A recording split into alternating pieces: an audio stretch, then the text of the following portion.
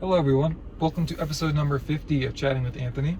In today's episode, I'm going to address whether or not, from a popularity standpoint, I think the NBA can catch up to the NFL.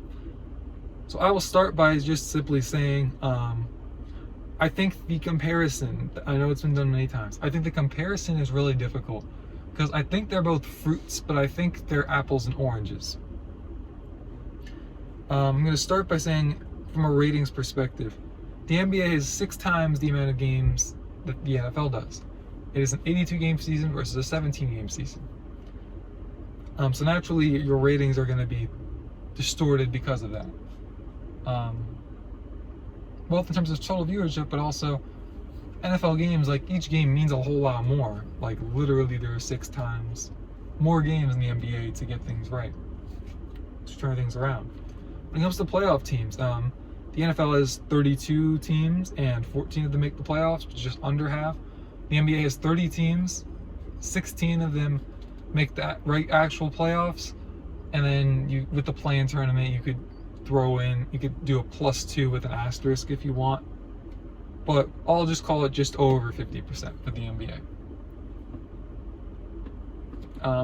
In regards to once you get to the playoffs, the NBA, every series you play is a 7-game series. The NFL, there are no series, it's winner take all. Because of that, there's also just a different level of thrill within it, which is why I always hear in the sports where they have the series, Game 7 is the most fun because it's like every game is for all the marbles. That's why March Madness, I think, is an incredible tournament, because it's just everybody going as hard as you can all the time, and I think that's incredible. I think that tournament, I think, is probably one of the most entertaining sporting events of the year. It also helps, like, I know other big ones, like there's the golf tournaments and tennis, and I'm not really into that stuff that much, so I'm gonna have a bit of a bias when I say it, but it's the most entertaining one for me personally. I would like to say I think the NFL has more rivalries than the NBA. The NBA has basically made the divisions not mean anything anymore, it feels like. That was very coherent. The NBA has diluted the meaningfulness of divisional rivalries because if you have the 6th most wins in the conference and you win your division, you're getting the 6th seed. So actually beating out your division just doesn't mean as much. You're still going to have a bit more of a rivalry with them because you play them more often still. But it is what it is. Though I would say the NBA does have more individual superstars. In part because it's on the field at once, you have 5. On the court at once, you have 5 for the NBA.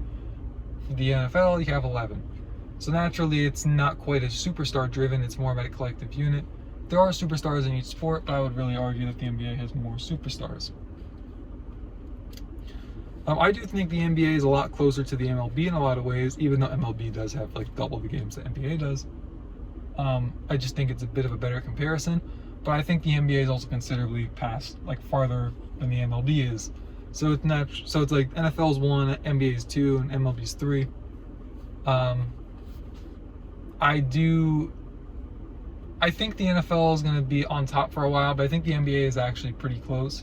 I think the ratings, I know I've addressed in the past, like the ratings difference, but again, it's like each game just means more.